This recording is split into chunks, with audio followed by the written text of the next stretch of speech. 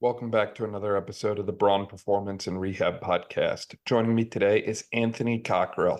Anthony and I are going to be diving into strength and conditioning considerations for volleyball athletes. So we go over some of the different exercise selection Anthony uses, how he approaches preseason versus in-season lifting, how much of an impact he feels he can have as a strength coach on his volleyball athletes, and so many more considerations that go into working with volleyball athletes in season and out of season. This is a really great episode, really informative, and I really appreciate Anthony's time.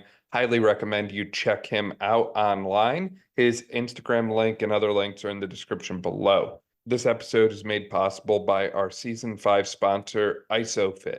ISOFIT is my go-to for all things isometric strength training and can help you and your athletes win more and hurt less. For more on ISOFIT, check the description below. Before we get to the episode, I would really appreciate it if you left us a 5-star review on the podcast. That way we can continue to help grow the podcast and help more people with the work that we're doing. Enjoy. Anthony, welcome to the podcast. I'm super excited to work with you today, man. Thank you so much for being here. Thank you, sir. I'm looking forward to it. For people who might not be familiar with you and all the great work that you're doing down there in Texas, would you mind filling them in a little bit about who you are and how you got to where you are today?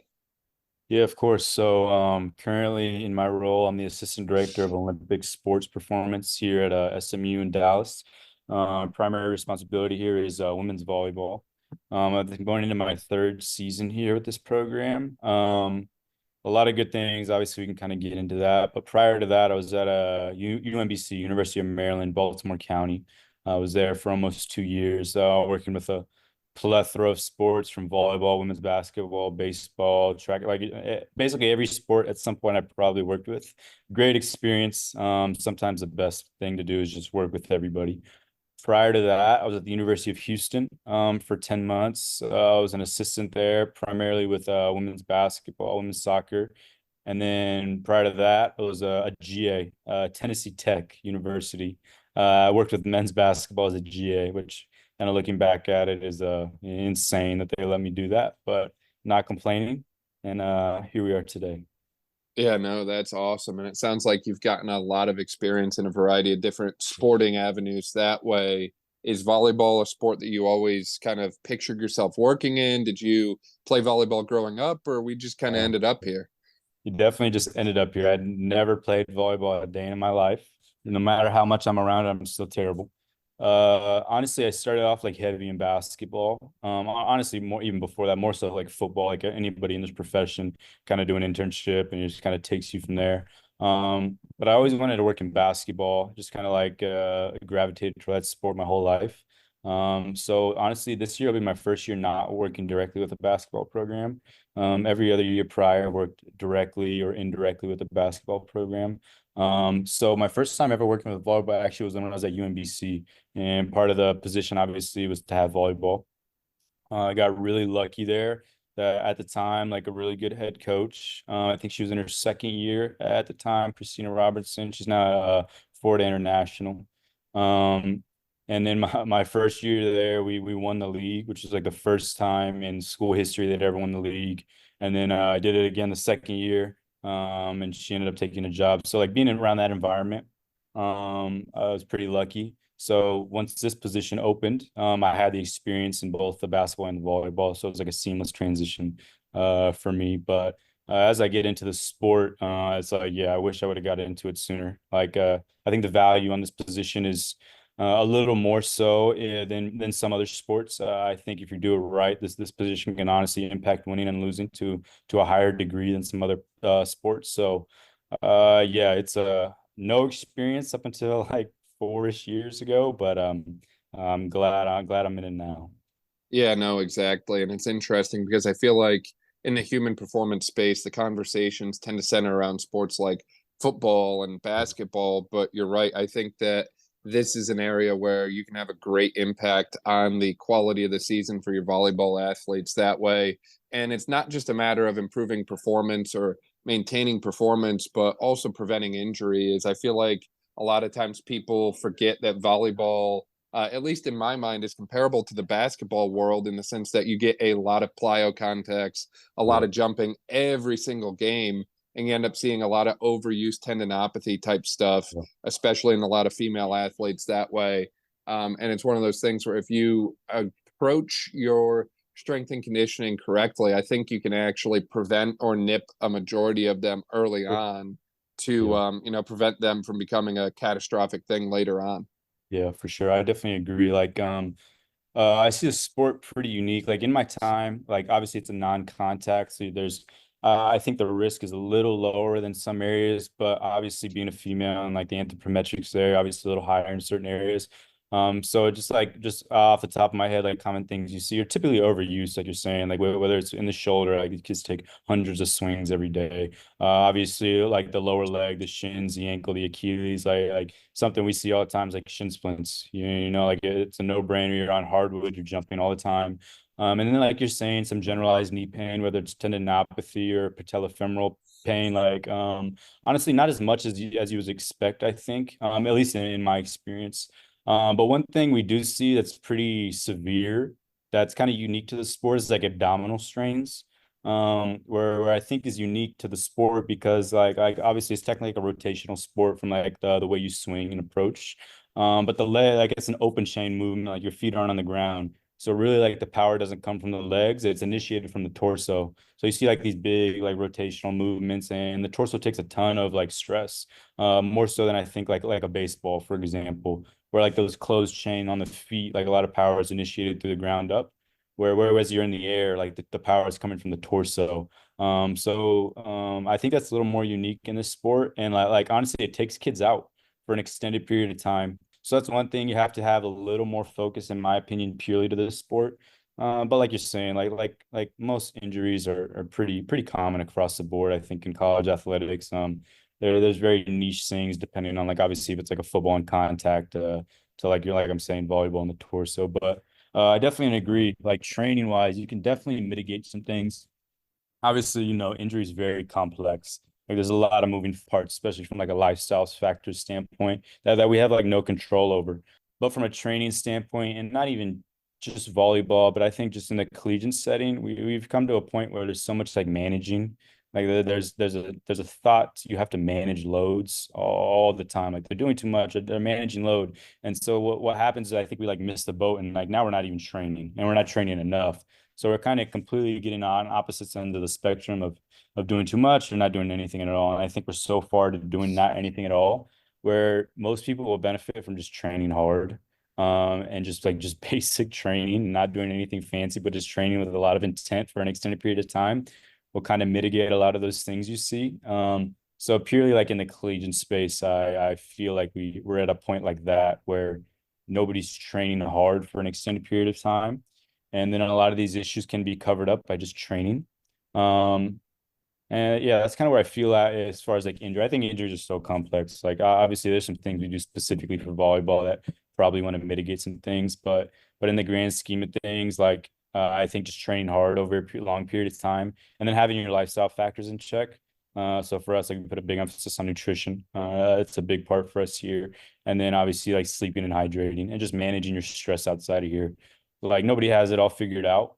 But in our eyes, if we can manage those things pretty well, usually like our injury numbers will stay pretty low.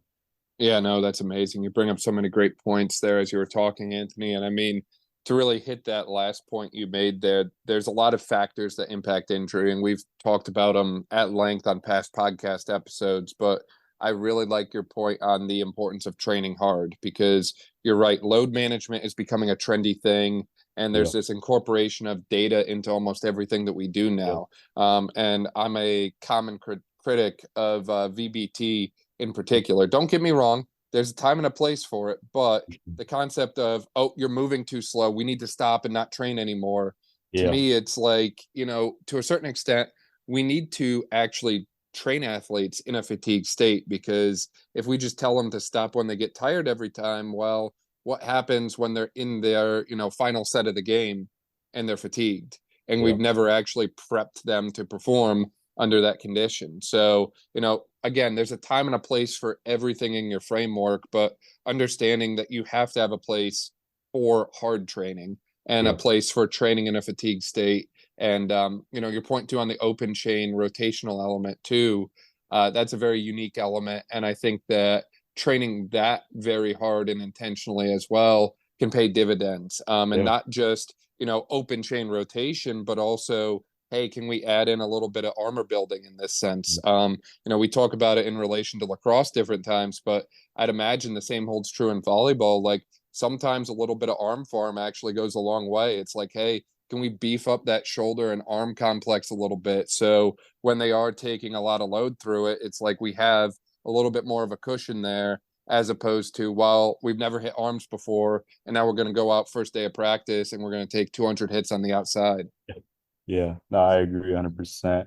It's funny, like you say, I'm actually a big advocate of training arms because honestly, it's like one of the best ways to train the shoulder. Just from anatomically speaking, where like those insertions and things, how they cross like the humerus and into the shoulder blade. So definitely train the arms for the shoulder, like not just to look good. But yeah, like man, like in regards to like training specifically, like with volleyball, and like when I'm trying to like mitigate certain things. Like the only things like honestly I'm really focused on mitigating in training that I think is unique, like I said, was the torso. And for me, like how we kind of approach that, I think that's where like a big skill component is kind of involved. Because I think technically how you approach your swing plays a big part into that. So obviously we want to bias rotation as much as possible. So a lot of times we get kids that don't know how to rotate and become very like arm heavy swingers. And so those rare occasions where they do get exposed to their torsos, like rotating at a high velocity, that's where the chances become a little higher because they've never been exposed to it, and then you're getting exposed at the highest velocity. So for us, there's a lot of like just technical training on like rotating and the skill of like honestly, like what we do is like we practice throwing like with football.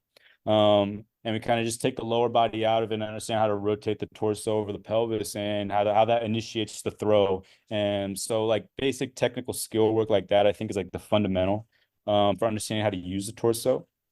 And then obviously a big part is like your spine needs to move. It needs to move really well, obviously through flexion, extension, and rotation. So for us, like early in a off season, for us like in the spring, like January, February, I'm a big advocate of, like gymnastics.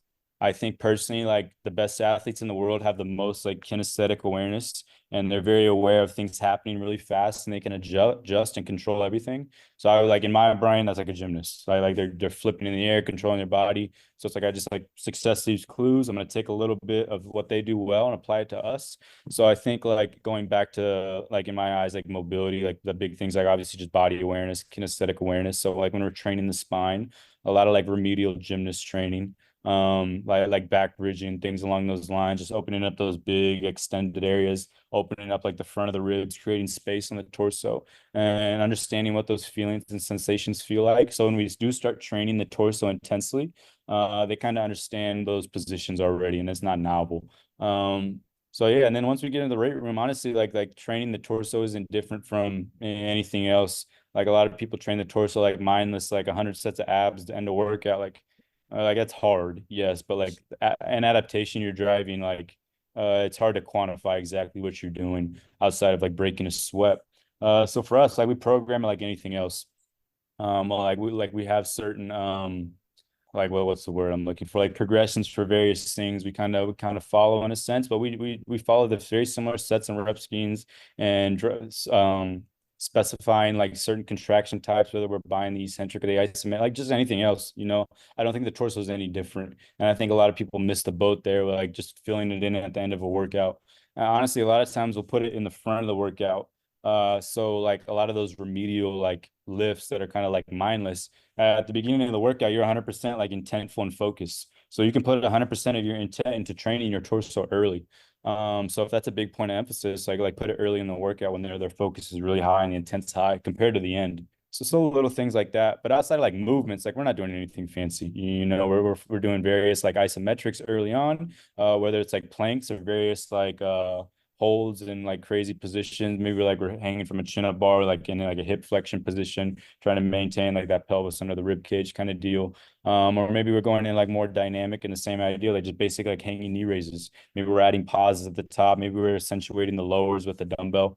Like honestly, it's not fancy, but I think it needs to be thought out. And a lot of people miss the boat there a little bit in regards to the torso.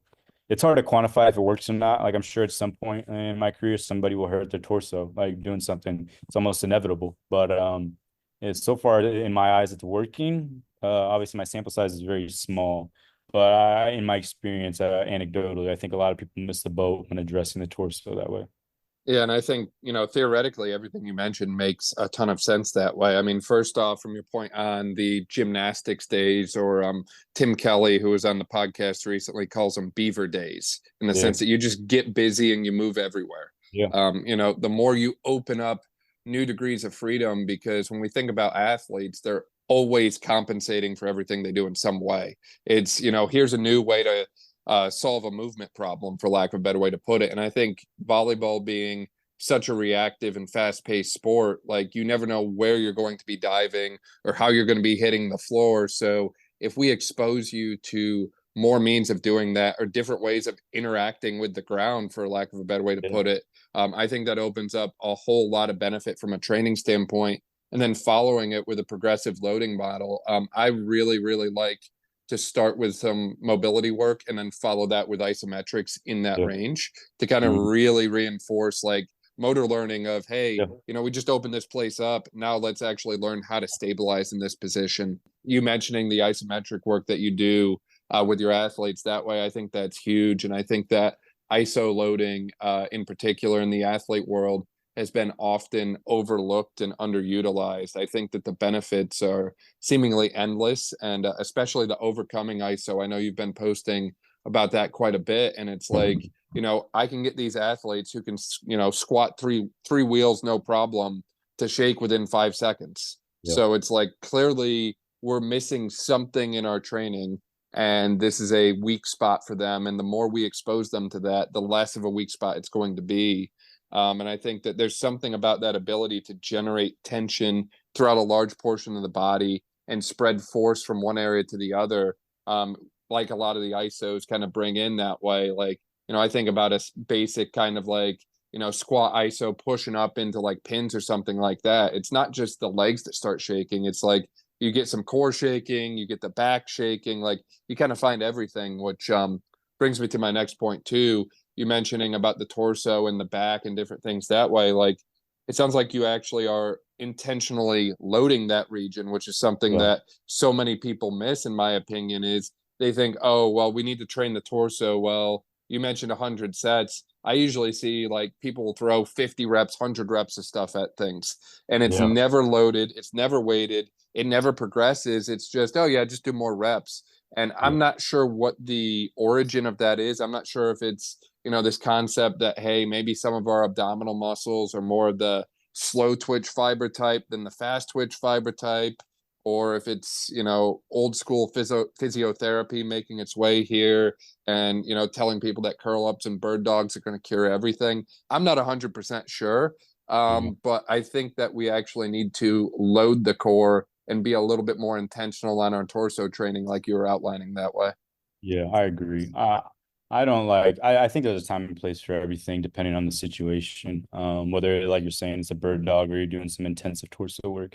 But like I'm a big advocate of like moving the spine to its max. I mean, it's inevitable you're gonna experience it, so now why not embrace it and just like you're saying, like when going back to like the ISOs, like in my head, like ISOs is like nervous system, and it kind of just bridges the gap between the nervous system and like kind of whatever you're doing. Um, so for us, like obviously early on, like we have to bridge the gap to the nervous system, because I think if there's like an essence of control, your nervous system's going to limit or promote how much you have. So early on, like that's a big emphasis. That's where kind of like your traditional like isometrics in positions that may be familiar, whether it's like a plank or like a QL, like something along those lines. But early on, the idea is just to kind of like honestly, as meathead as it sounds, just like mind muscle connection to understand those sensations and those feelings, because they're really the same sensations and feelings you need to feel later on down the road, like when we're loading this intensely.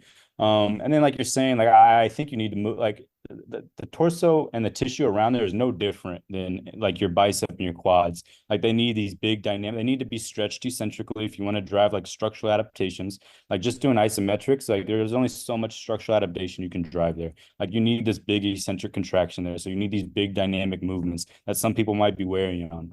And then the same idea applies to the other side throughout the erectors. Like you still need to train those in the same dynamic fashion as you would do anything else. But I don't know. Like I feel like in our field, It's like what's old is still here, and it's hard for some people to kind of understand like these things are okay to adapt on. And I don't know how much more we have to like prove from a research perspective that like it's okay to move like a normal human and not like a robot with this like singular vertebrae that doesn't move. But yeah, I'm a big advocate for the torso because as we get like honestly to these points of where we're at now, where we're loading externally with a ton of load, or maybe like you're saying, like isometrics, where stability is a big factor. And at the end of the day, I don't want the torso to be the limiting factor when I'm trying to train like the lower half. Because a lot of times when you're loading externally on the back, like your torso has to stabilize. And if your torso can't stabilize that way, there's no way for your legs to act. So I never want that to be a limiting factor when I'm trying to put an emphasis on the legs. So I think that's another reason why you have to train with a ton of intent because that's going to limit how much you can train the lower half. If your torso can't hold it, you can't like move it. So that puts a ceiling on the ability from the lower body standpoint. So like this point in time where we're like loading kids up exponentially, whether the range of motion is a lot or not, I don't want the torso to be a limiting factor. So like in a long-term perspective, like that's another like reason to kind of put a big emphasis early on in those isometrics and just the awareness standpoint. Because when we get here, if I don't like, I feel like the loading would be vastly different. Yeah, no, I completely agree. And to your point on intent, understand that there are hundreds, if not thousands, of different ways to go about this.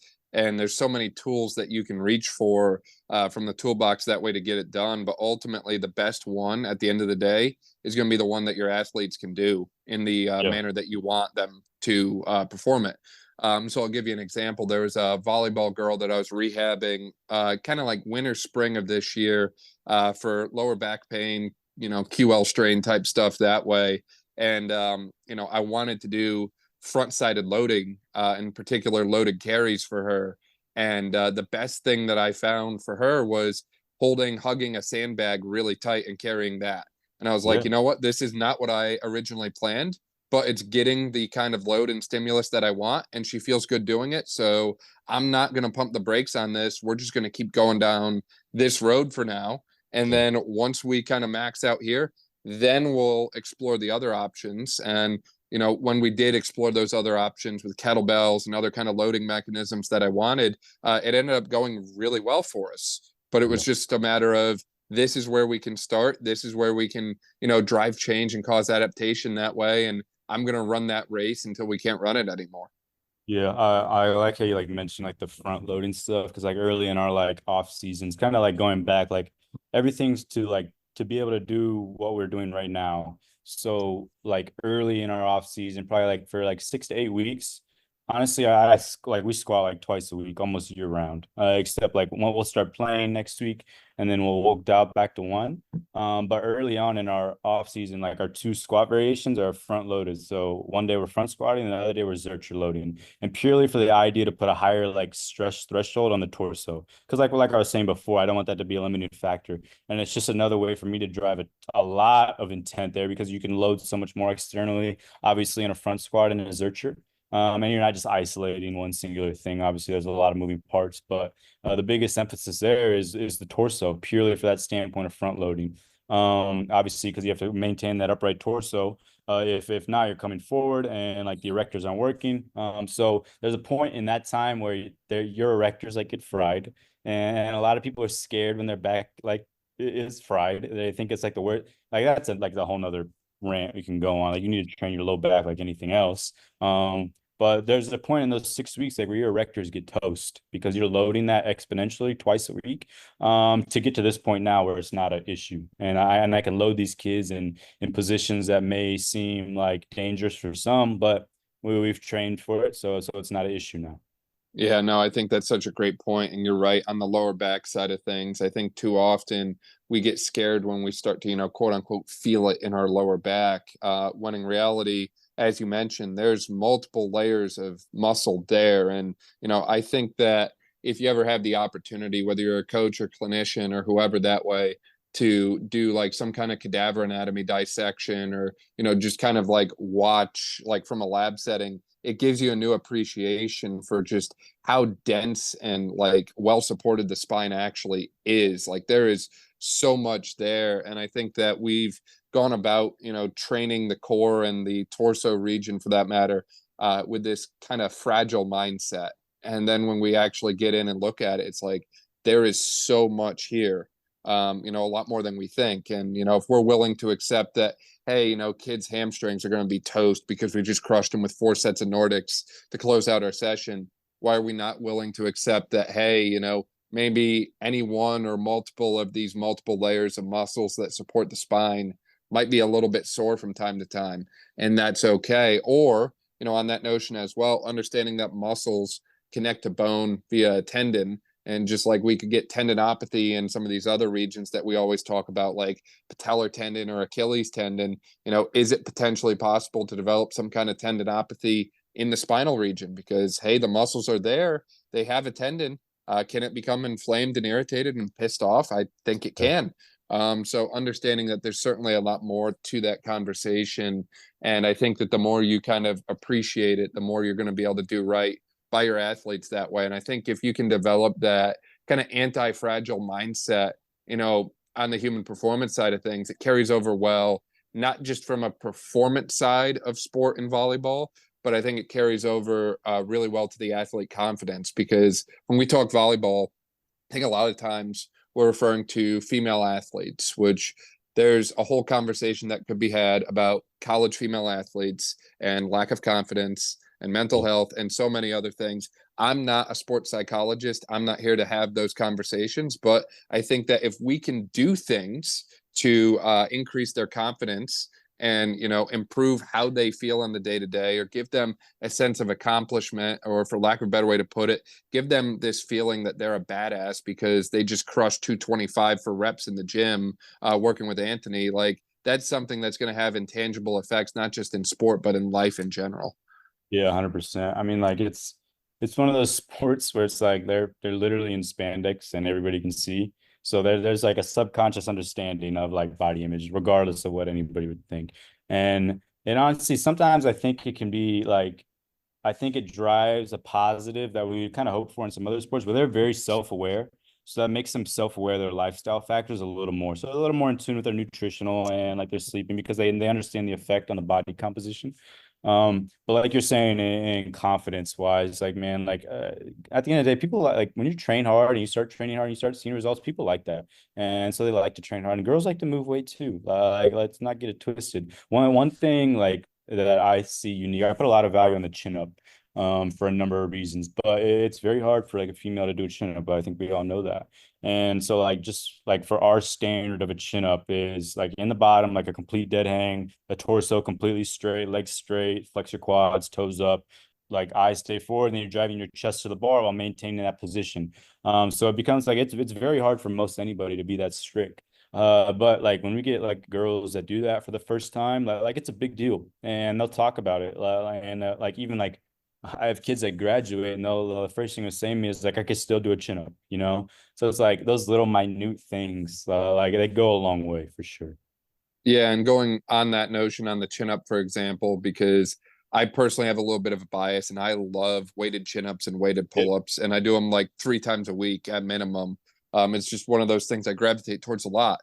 But, I think it's actually perfect for volleyball because from what we talked about earlier, from the armor building at the arm, but also training like the lat complex, which is so important for that open chain rotation, like we talked about. And it attaches to multiple levels. I don't remember the count right off of the spine through the thoracolumbar fascia. So training that thing hard and intentionally through a full range of motion should be a priority to us. Overloading it should be a priority to us. And from that chin up position, once people get good at it, the sky's the limit of what you can do there. You know, on the torso side, if you want to smoke your kids quick, throw an L-sit chin up variation at them. Like it humbles people so fast. So understanding that you can kind of use these basic movement skill patterns and then progress them to the point where you can get your more quote unquote sport specific elements, if you want to call it that. I like to see those progressions a lot more than I like to see the crazy, insane 20-minute setup of like band here, twist here, hold here, ball in hand, like crazy things that you'll see on Instagram sometimes that are called sport specific, but in reality, I'm not sure what they're training half the time. Yeah, we definitely like in regards to training, like obviously like there's a general specific, obviously like most people understand this. You want to keep the weight room as like general as possible and let the specific take care, like the sport take care of itself. But like in that regards, like the chin up, like I put a lot of value in it for a number of reasons. Like you're saying, number one, from a shoulder standpoint, like it's a no-brainer from a range of motion standpoint. Like it's hard for me to think of like a movement in the weight room that I can load like in that much range of motion for how far the humerus is traveling. And obviously like a big value on full range of motion for me. So that's a no-brainer. And then like you're saying, just the amount of tissue involved in that movement to make it happen. It's a no-brainer. And then from like going back to like a gymnastics standpoint, and like we put another big emphasis on that for like the relative strength and how you can like honestly manipulate your own body weight. And like as far as like I don't want to say like data, but more like a correlation, like all of what we consider like our best athletes as females can do a full chin up or like a weighted full chin up, and our best athletes can't. There's a number of variables that go into that 100%. But I think we see like this common correlation between like nervous system efficiency and the ability to manipulate your body weight, and like for example a chin up. So like all of our highest jumpers can do a full chin up, like that's always going to be correlated. Now there's like body comp things that correlate and just like training and all these things. But in my experience in almost all sports, that's pretty much a constant. Another reason like to put a big emphasis on that is there's correlations to other things. When you have high relative strength, it's probably going to do you really good in the performance setting. Yeah, no, I completely agree with that. And you bring up an interesting point with the term data there. Is there anything that you found from a testing or data collection standpoint? Because it seems like everyone's obsessed with that in today's day and age, that you really like from a volleyball standpoint? Anything that you really find, people might put too much stock in, or it doesn't really pay the dividends to assess certain things? Or where do you kind of sit on the testing and data collection for volleyball side of things?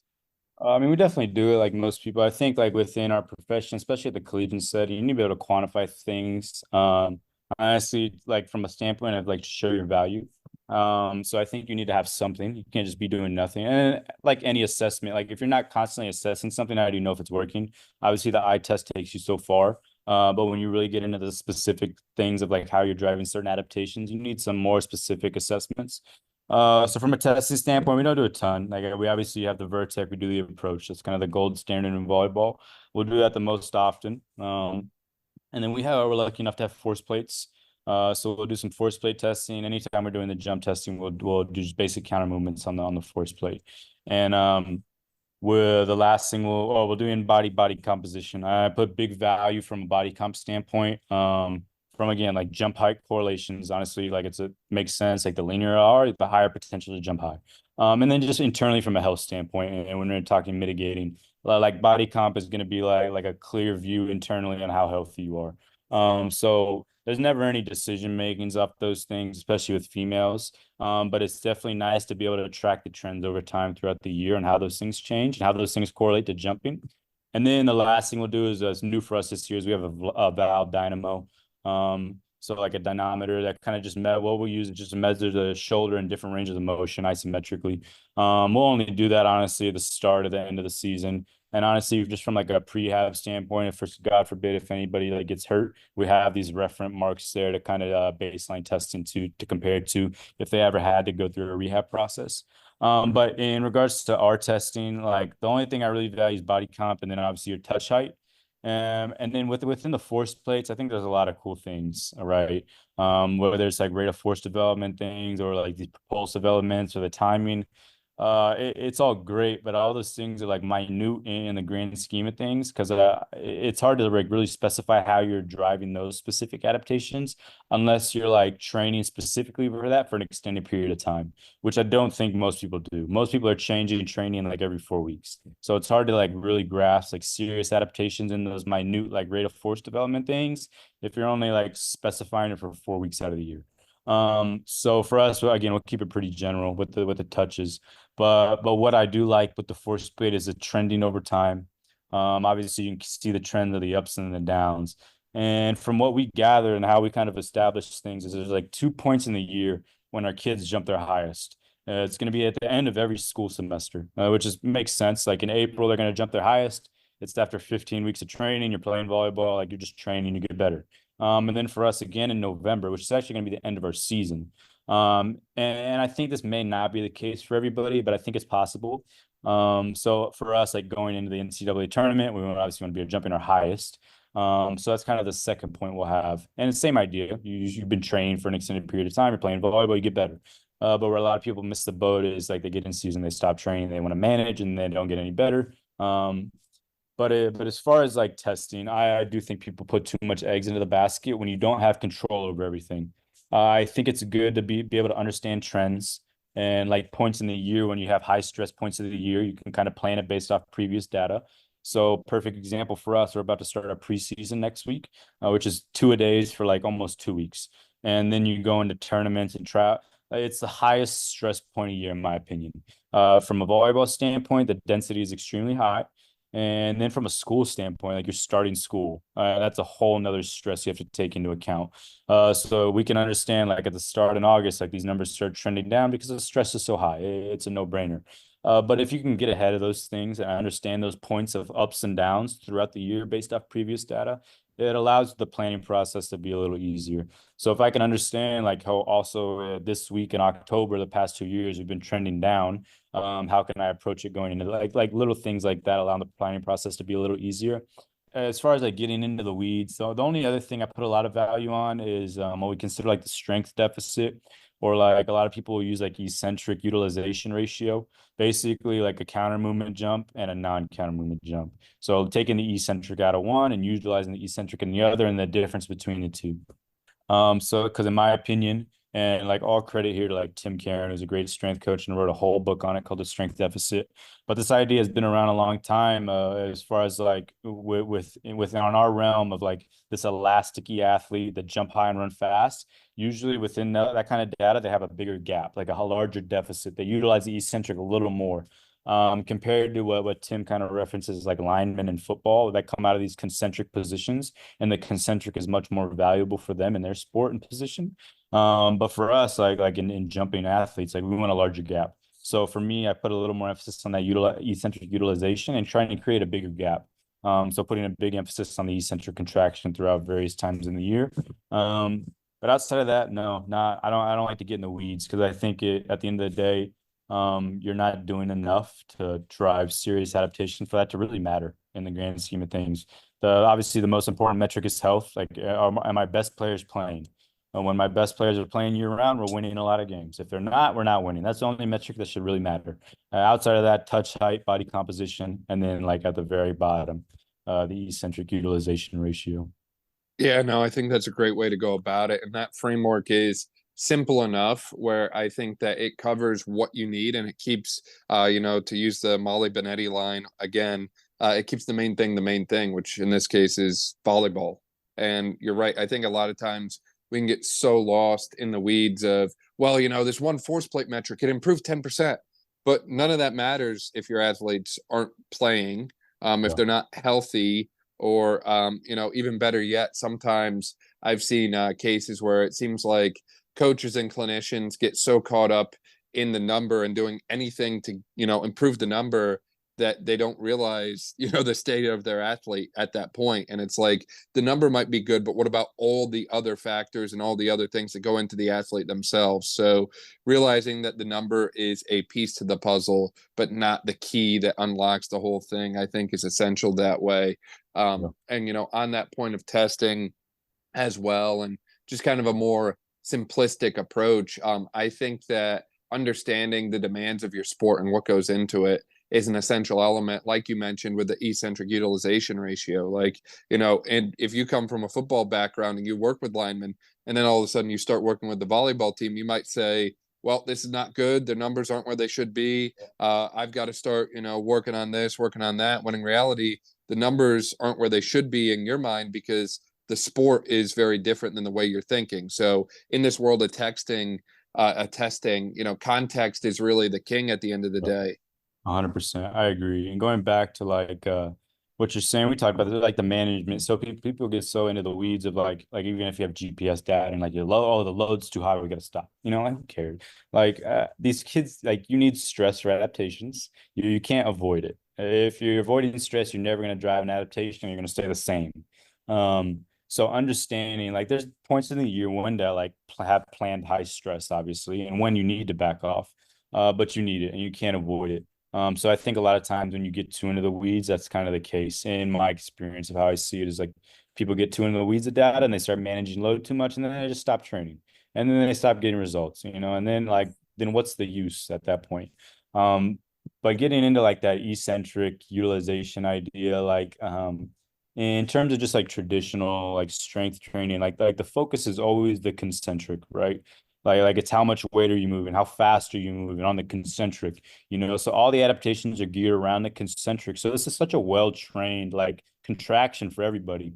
So what happens is like this eccentric and the isometric get severely undertrained to the standard of the concentric. So like a low-hanging fruit to honestly just get better at anything is just to put a bigger emphasis on the eccentric and the isometric because it's so undertrained relative to the concentric. So for us, like something I've done the past 2 years based off of Tim's book, like I mentioned before, The Strength Deficit, was put like our whole off season geared around the eccentric contraction and honestly filling that gap as much as possible.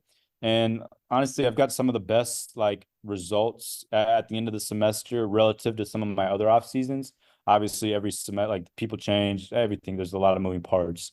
But the only from my controllables, what I've changed, we've had our like highest jump numbers in April comparative to any other April. And from like a loading standpoint externally, I don't do like one rep maxing or anything, but you can visually see like if a kid is getting better from week to week. So like, and in terms of that, some of like our heaviest weights have been moved at the end, just purely focusing on the eccentric because it's so undertrained. And honestly, it's the lowest hanging fruit. So a lot of people miss this boat too. Like I said, they'll put like a 4 week emphasis in the year. Like we're going to go through an eccentric block, an isometric block, and then the other 48 weeks, it's concentric again. Like for us, we put 15 weeks of emphasis on the eccentric, and then like the first 6 weeks of our summer again. So we're training the eccentric 21 weeks out of the year. And it's so undertrained, you continue to get adaptation because you don't obviously just continue to load these. There's various qualities you need to train within it. Obviously, loading externally, being able to have 100% control submaximally with extended eccentrics, maybe yielding isometrics, exposing to those end ranges and adding a ton of time under tension. And then the other thing is adding velocity into the eccentric contraction with the rapid eccentric drop catching. I think putting an emphasis on that, honestly, is like the easiest way to get strong really fast because nobody's trained there. So it's a no-brainer, for my opinion, to put an emphasis on it. Yeah, no, I completely agree. And I think, when we realize high forces are experienced eccentrically and isometrically, if we don't train high force, then we're doing them a huge disservice because volleyball is a high force sport. Try jumping up 30 inches in the air and then trying to land in a really awkward position, right? So, and that's what they do every single game over and over and over again. So I think that component of eccentric training is really essential that way. And I think, the other point you made earlier as well is that you get peak jump heights at the end of your spring training and at the end of your fall season, right around playoff time. And I think that's so important to understand that you're getting the performance you want when you want the performance to be at that level. And I think that's a concept that, that whole periodization rabbit hole, it's highly debated. I know some coaches don't periodize at all and others live and die by it. And I don't think that it really matters as long as you're getting your highest level of performance when you need your highest level of performance. And, it's clear that it sounds like through the isometric and eccentric work that you do, you've developed a framework that allows you to do that consistently year after year. Yeah, I think you see it honestly, like within like 15, if you're just training for 15 weeks, you're going to get adaptations, you're going to get results. That's why everybody in America at the end of the off season has great results because you're just training consistently for 15 weeks. Now, where it gets everybody, like I said, is in the fall or they're in season, where a lot of people, all right, let's manage. We're not going to train as much. We're only going to train for 30 minutes, manage load. And then a lot of people don't get that second peak of like great results at the end of the season where they kind of just want to be the same as where they started. They don't want no drop off, but they also don't get any better. So for us, like obviously we want to get better. And like in my eyes, like we've been doing something consistently for like almost 30 weeks. Why would I stop doing that? We're in a routine now. Like, this is just the norm. You train hard, like it just is what it is. So now we get to the point where it's like you can't even like mentally feel the same if you're not training hard. Like you always get those same ideas, like I haven't trained for a week, I just don't feel great. Like I need to train hard. Like the same thing applies to these kids. Like it becomes a routine and a habit for them where they almost need it mentally. So for us, yeah, like going back to the idea of the eccentric and the isometric, put a big emphasis on the eccentric in the off season. I don't put that much emphasis on like true isometrics, like overcoming until around this time of year, because I think a lot of those adaptations bias the concentric a little more. But yielding isometrics where you're pausing in those eccentrics, I kind of categorize in that eccentric contraction because at the end of the day, like you're just fighting the eccentric to hold a spot, which in terms is an eccentric contraction almost, and the adaptations are very similar.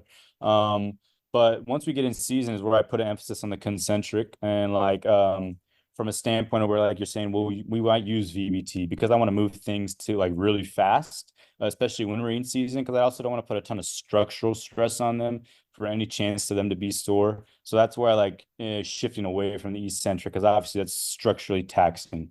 Like you get beat up really bad, like structurally and neurally. Whereas you get in season, we kind of back off on the emphasis on the eccentric now, and the emphasis becomes a concentric, where you don't get as sore, but the neural like adaptations are a little higher. So you can still get great adaptations without the downfall of heavy eccentrics.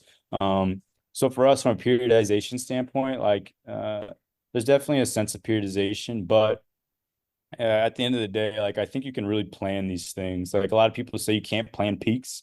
Like you definitely can. Like if you've trained for 15 weeks, you get better after 15 weeks. That's a planned training.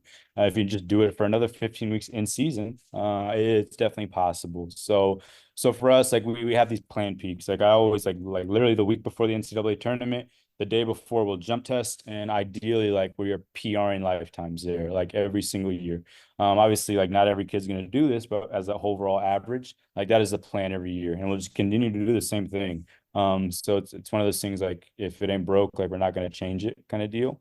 But yeah, periodization is very complex. You can get down the rabbit hole too. But at the end of the day, it comes down to just training hard, like everything else where people don't do. They just train hard for a consistent period of time and magic things happen.